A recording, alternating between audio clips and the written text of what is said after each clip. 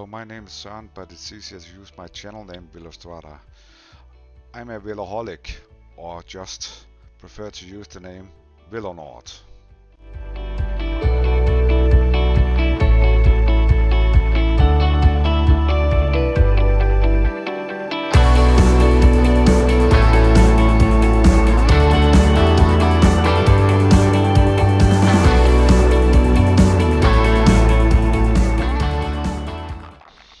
And strangely enough, I didn't find any long uphills to test the E-assist. Just some small ones, and else it was always downhills, very fast, or rolling hills. So maybe another day I can test the uphill, or how the E-assist function uphills. But it's fun to drive fast.